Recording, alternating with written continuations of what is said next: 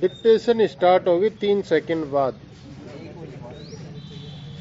सभापति महोदय, हम यह समझे कि किसी तरह का चीन का दबाव इस सरकार पर पड़ रहा है, जिसने सरकार के सोचने के ढंग में परिवर्तन कर दिया है।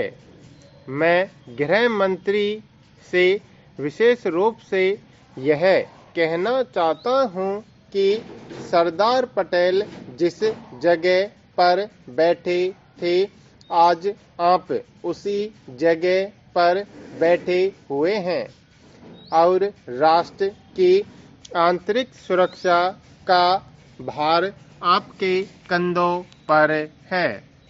इस प्रकार के प्रकाशन सरकार की दुर्बलता के सूचक हैं। दूसरी बात मैं सांप्रदायिक दंगों के संबंध में कहना चाहता हूँ।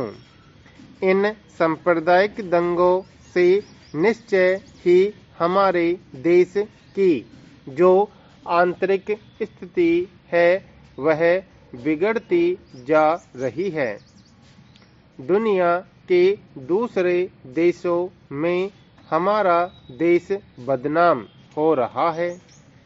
सबसे पहले मैं गृह मंत्री महोदय से कहना चाहता हूँ कि अब जितने सांप्रदायिक दंगे हमारे देश में स्वतंत्रता के बाद हुए, गृह मंत्रालय इस बात की जानकारी ले कि इनका प्रारंभ कहाँ से होता है और कौन उनको प्रारंभ करता है।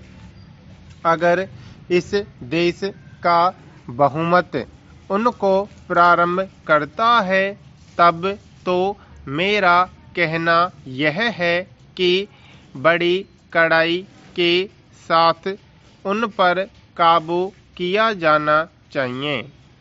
लेकिन अगर दूसरे लोगों की तरफ से प्रारंभ होता है, तो मैं समझता हूँ कि उनके अंदर इतनी हिम्मत नहीं है।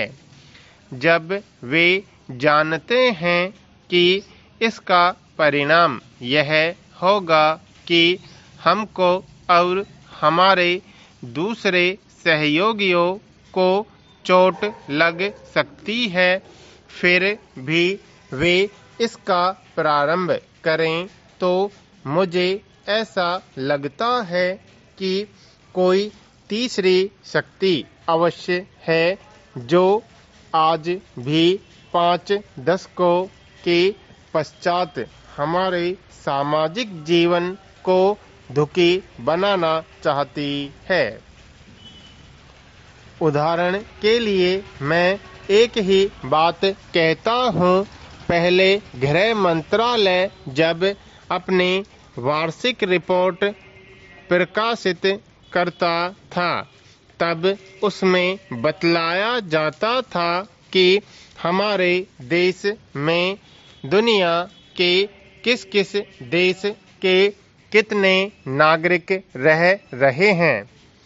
लेकिन अब शायद जानबूझकर गृह मंत्रालय ने अपनी कमी को छिपाने के लिए इन आंकड़ों को देना बंद कर दिया है।